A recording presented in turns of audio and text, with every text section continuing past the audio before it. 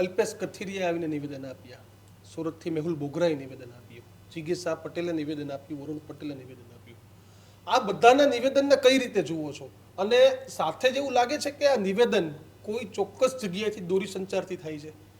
એ તો દીક્ષિતભાઈ એ લોકોનો પ્રશ્ન છે, પણ એક વાત હું તમને ચોક્કસ કહેવા માંગુ છું, આ ગુજરાત ગાંધીનું ને સરદારનું ગુજરાત. અહીંયા દરેક નાગરિકને, દરેક યુવાનોને પોતાનો હક, પોતાની વાત, પોતાનો વિચાર રજૂ કરવાનો અધિકાર હોય છે.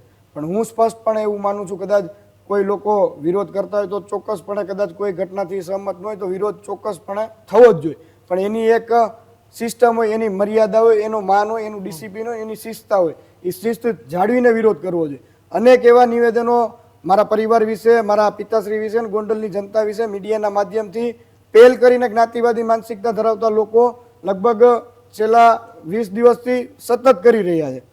તો આની અંદર ક્યાંય પણ મારા પરિવાર તરફથી કે ગોંડલની જનતા તરફથી પહેલ કરવામાં નથી આવી.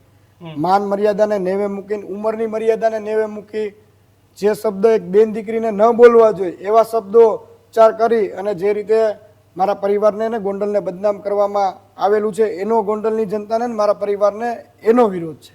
સમગ્ર ગુજરાતે જોયું કે જે રીતે ગોંડલના 18 વર્ષના લોકોએ જવાબ આપ્યો, અને આ ગોંડલની જનતાનો જવાબ જ્ઞાતિવાદી માનસિકતા ધરાવતા લોકો સામેનો હતો, ગોંડલને ખોટી રીતે બદનામ કરતા લોકો સામેનો હતો, ગોંડલને મિર્ઝાપુર તરીકે સંબોધતા લોકો સામેનો વિરોધ હતો. અને આ વિરોધની અંદર ગોંડલની પ્રજા આજ ચોક્કસપણે એટલું ખુશી સાથે કહું કે ખરા અર્થમાં શિસ્તબંધ રીતે અને ડિસિપ્લિનની રીતે પૂરી મજબૂતાઈથી ગોંડલની જનતાએ અવાજ ઉઠાવ્યો છે. એ લોકોની જે પણ કાંઈ ઈચ્છા હોય, જે પણ કાંઈ એમનો વિચાર હોય એ લોકો જાણે. પણ આજ હું જે વસ્તુને જાણતો નથી એ વસ્તુ વિશે ટીકા ટિપ્પણી કરવી મારો અધિકાર નથી. મિત્રો, આવા જ વિડીયો અને શોર્ટ્સ જોવા માટે આજે જ અમારી ન્યૂઝ રૂમ યુટ્યુબ ચેનલને સબસ્ક્રાઇબ કરો.